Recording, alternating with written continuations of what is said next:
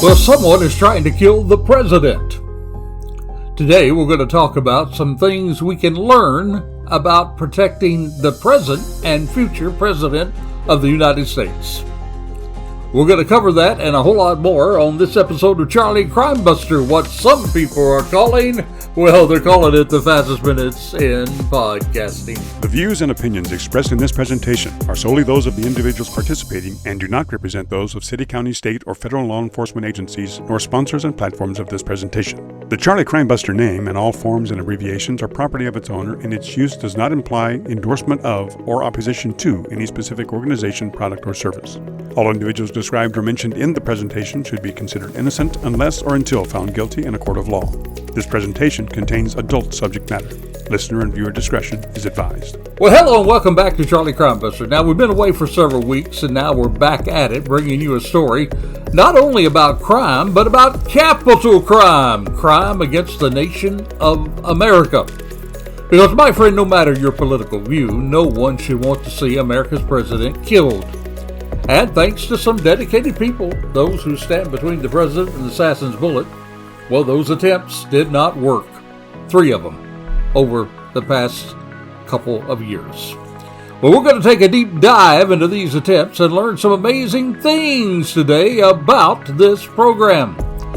But before we do that, let me say a special welcome to those who join us for the very first time. Do me a favor, hit that like button. If you would, please give us just give us a rate. Oh, a 5-star rate. You see, the more we get those rates, the better we're able to get this podcast out into other people's hands. So do me a favor, hit the subscribe button, hit the like button, and give us a 5-star rate, and that will be a big help to us. The following podcast is brought to you by PeacemakerNetwork.com. PeacemakerNetwork.com. Audio is provided by Pixabay.com. That's Pixabay.com. Well, welcome back to the show. Today we're diving into a serious and complex topic.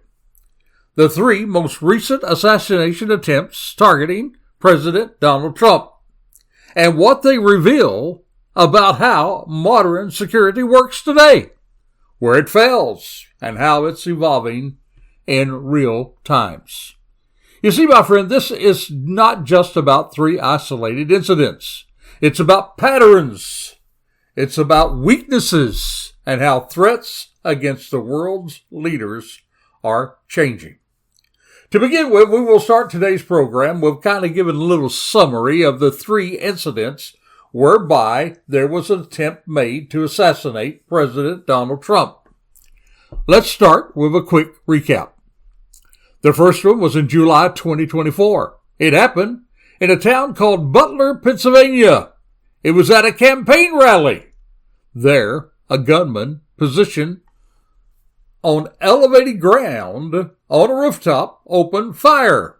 1 bullet grazed President Trump's ear. A bystander was killed. Others were seriously injured. And that shooter, well, he was ultimately taken out by Secret Service counter snipers. Now, this was, of course, the most serious incident of the 3. Because in this time, the attacker actually succeeded in firing and causing casualties. So this was a serious one, and it happened in July 2024. Now, all of them are serious, but the second one happened in September of 2024, and it happened, of all places, at a Florida golf course. There, a man hid near Trump's golf course with a rifle. Apparently, he was waiting for just the right moment.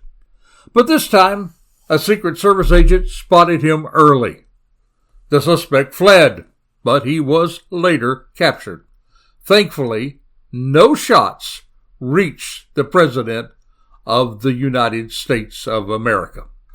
That brings us to the third one, the one that's most recent, that happened just a few days ago, April 2026 in Washington, D.C., and of all places, well, it was at that place where freedom of speech is supposed to be protected. It was protected in more ways than one at this one. It was the White House Correspondents' Dinner, and there a gunman attempted to breach the perimeter and actually fired a weapon. But thankfully, security stopped him before he could get anywhere near Trump. No one was killed. However, there was a Secret Service agent that was shot. Thankfully, he had a bulletproof vest on, and that saved his life, no doubt. At least saved him from serious injury. So here is 3 different attempts, and yet 3 very different outcomes. The question that we should be asking ourselves regarding these 3 attempts is, what about the security? What did work, and what perhaps did not work? We're going to discuss that in just a moment, but right now we're going to take just a moment to pause, take a deep breath, and share with you what we call Charlie Crimebuster's Crazy Crook of the Week. Now, as you know, every week at Charlie Crimebuster, when we have a podcast, we try to share with you a Crazy Crook story, kind of lighten the load a little bit of some of the dark things that we cover. And unfortunately, many of these stories come from my home state right here in Florida, where I am allegedly living right now, the Sunshine State.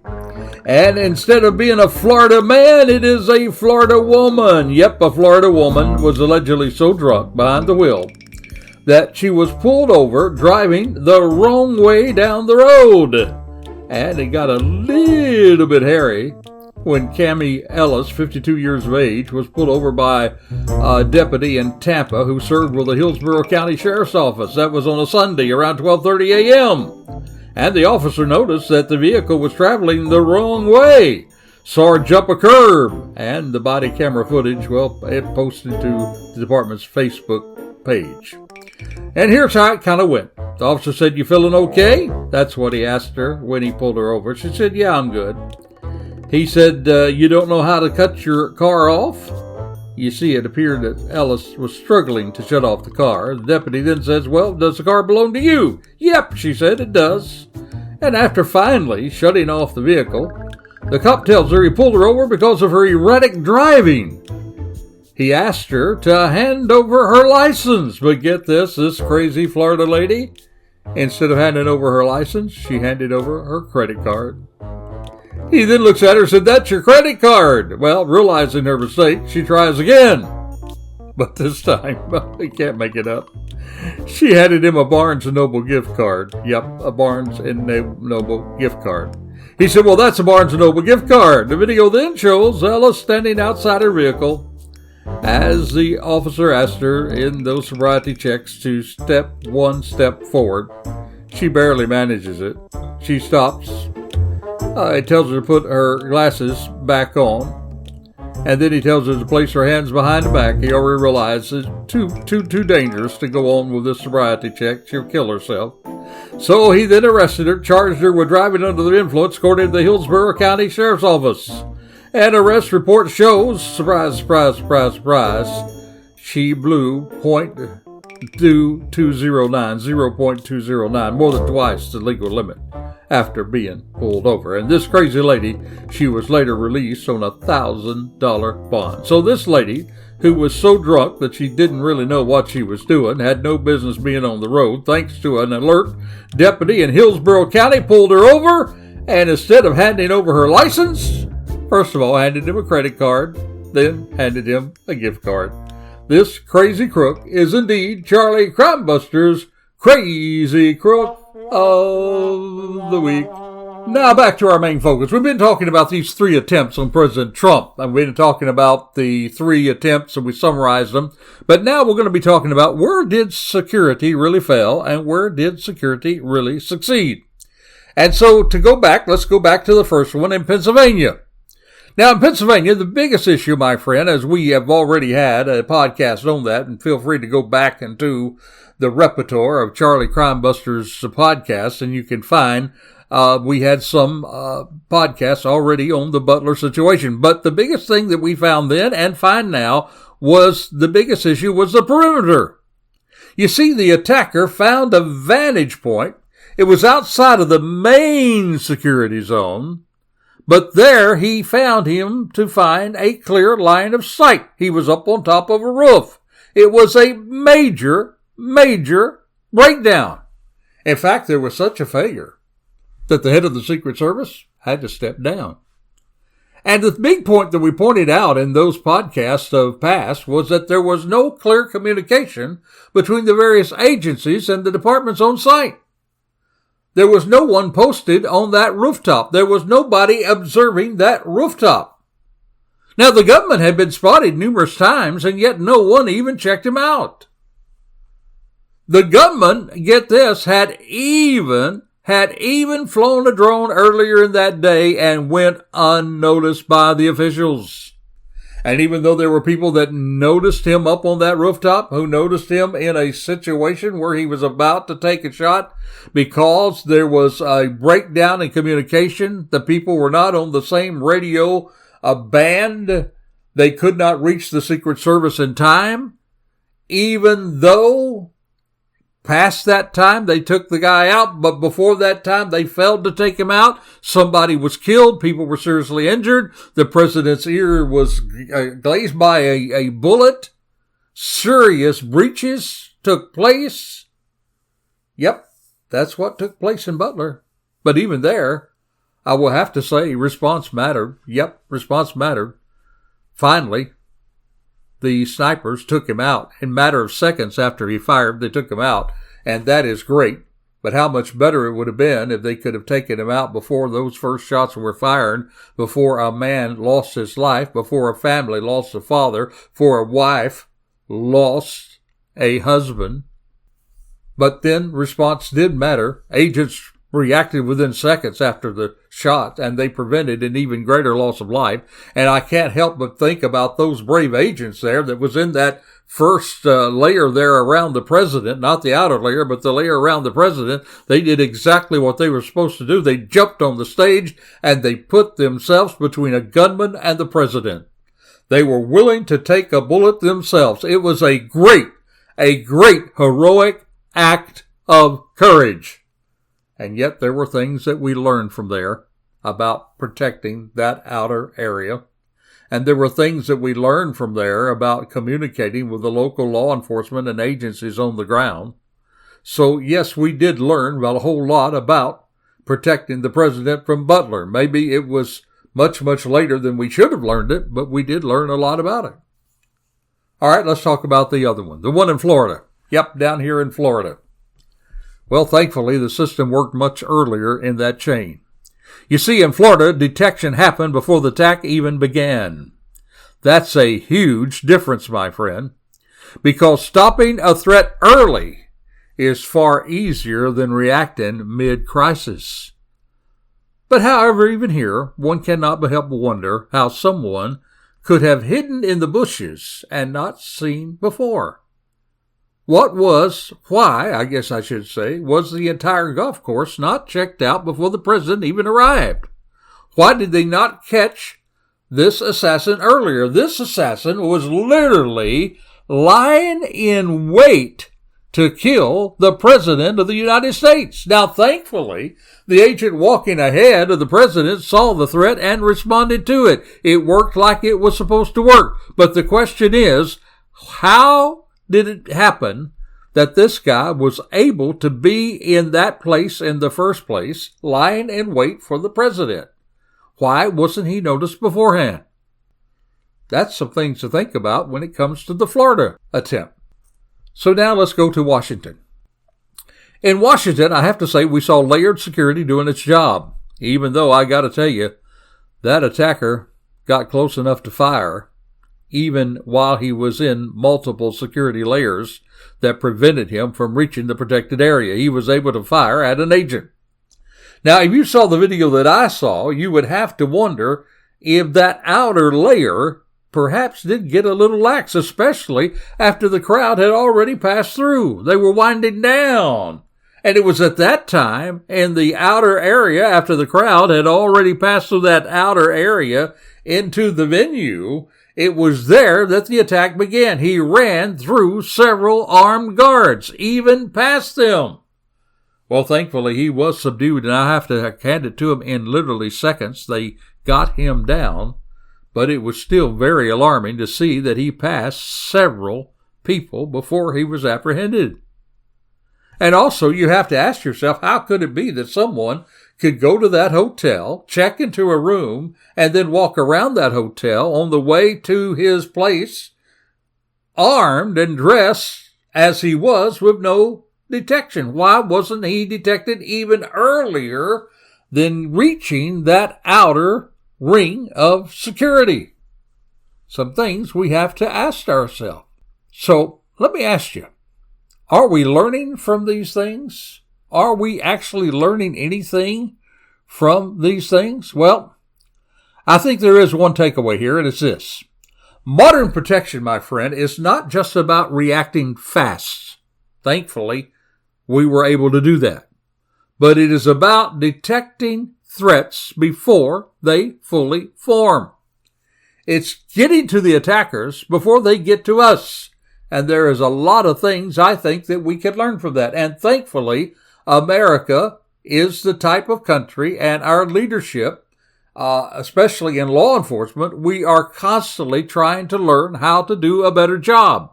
There are always those after-action reports. In those after-action reports, we always find ways that we can do better. And I think that we've seen in the progression of these three attacks, we have seen that the service and law enforcement and the agencies are doing a better job. But doing a better job does not necessarily mean we're doing the best job. There's still so much more that we can do. And we'll talk about a little bit of that in a moment. But right now, I think it would be good for us to talk about the attackers themselves. What could it be that maybe they had in common with one another? I could not help but ask myself the question, what is it that these attackers, these guys who have tried to kill the President of the United States, what is it that they had in common? I have to tell you, though, in looking at it, I cannot see that there's a single profile, but I can see that there are patterns. First of all, let me say this. All three were what we call lone wolves. They were lone actors. They were operating independently. Now, that's pretty significant because when you have somebody acting independently, it does make those threats harder to detect. Now, we all know they used accessible weapons, usually mainly firearms.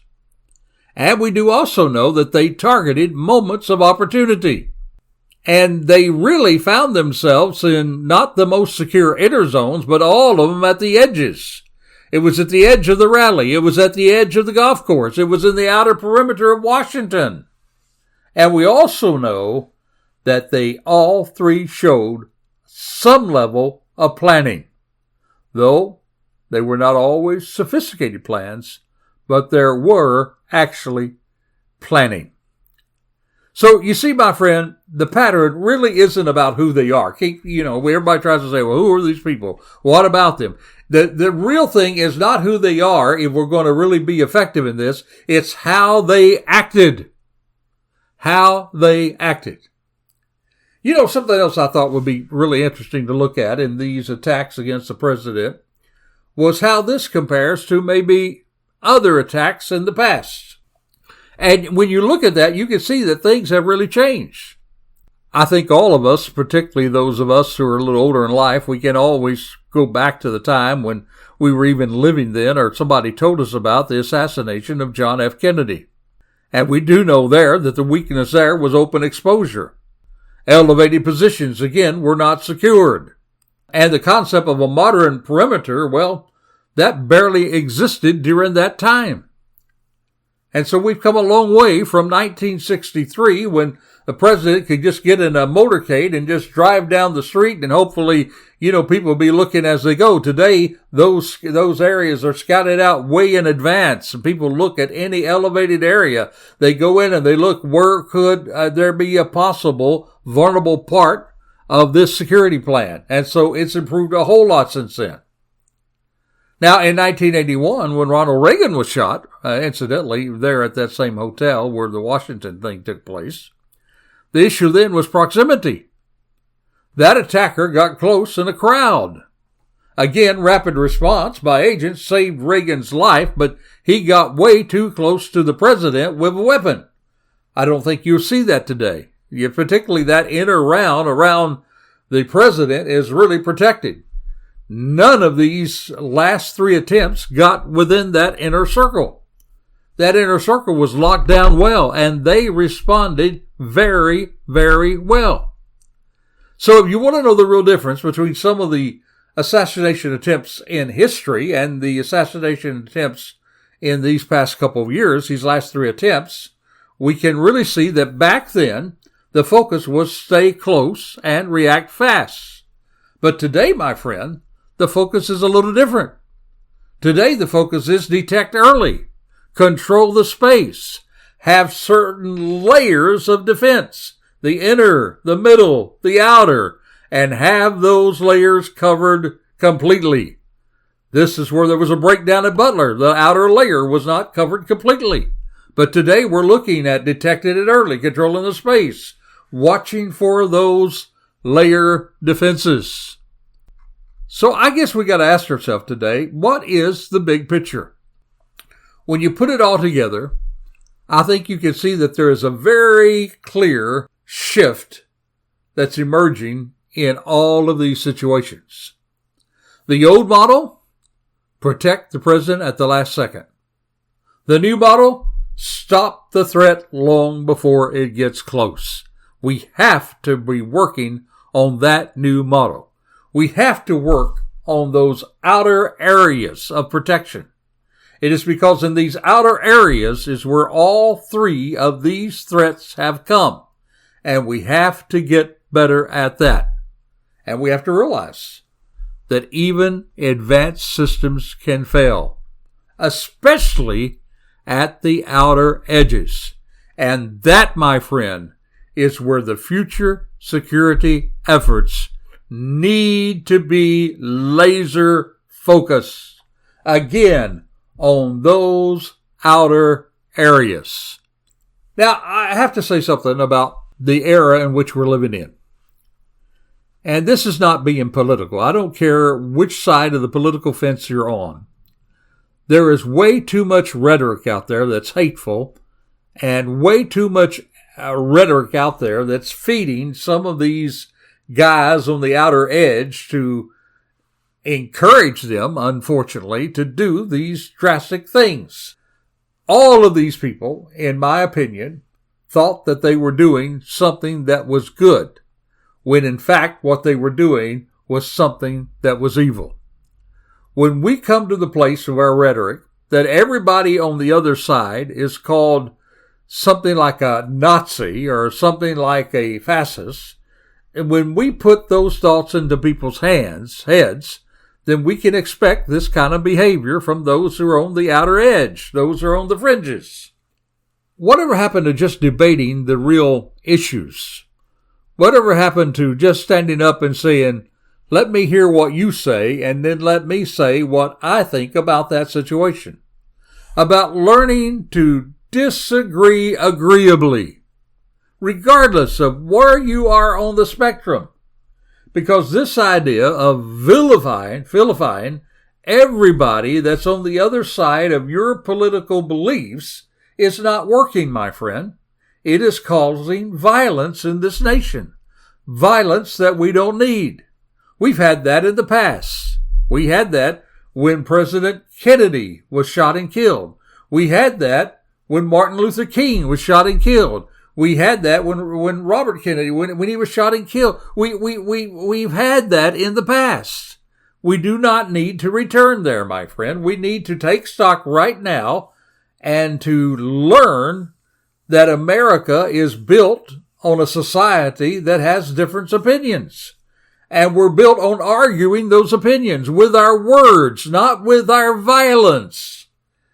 But our words, instead of formulating thoughts, instead of formulating arguments, we are formulating violence with our words. And we need to get back off of that, my friend. We need to get back off of that. So let's talk about what we've talked about today. There were 3 attempts, 3 outcomes. And now we know we have a constantly evolving system to protect the president. And we're always trying to stay one step ahead. And if I know anything, we've learned from each of these assassination attempts. We learned from Butler, Pennsylvania. We learned that we've got to watch those outer areas. We learned the same thing from down here in South Florida at the golf course. And now we're going to learn from what happened in Washington, D.C. Thankfully, law enforcement and those who are involved in protecting the president are always taking after-action reports, always looking on how we can improve. And my friend, if we keep doing that, we will get better at protecting our president, regardless of what political party the president may be in at the time. If only we could also ask ourselves, as human beings, as we express our political beliefs, could we not learn from that as well? And could we not get a little better with the rhetoric that we use and learn to disagree a little more agreeably? That, my friend, would go a long way into decreasing these hideous attacks on the freedom of America. Well, thank you for joining us. Join us next week as we'll take another deep dive. But thank you again for joining Charlie Crimebuster. Until this time next time, this is Charlie Crimebuster reminding you, be safe, be alert. For the life you save, it may be your very own. You have been listening to Charlie Crimebuster. We would like to thank our sponsor, the Peacemaker Network, and also encourage you to support the first responders, military, and law enforcement personnel by contributing to the Peacemaker Network. That's peacemakernetwork.com. All music and sound effects are courtesy of Pixabay.com. That's Pixabay.com. You can also support us by subscribing to our YouTube channel, tag @CharlieCrimebuster, and then click the subscribe button. By doing so, you'll be notified each time we drop one of our shows. Another more convenient way for you to listen to our podcasts, or for you to say to your smart speaker, play Charlie Crimebuster. If you have comments or suggestions, we would love to hear from you, so please send them to charliecrimebuster@gmail.com. That's charliecrimebuster@gmail.com. Or you can call or text us at 407-917-2211. That's 407-917-2211. Thank you for listening, and we hope that you will join us again for another exciting crime episode with Charlie Crimebuster.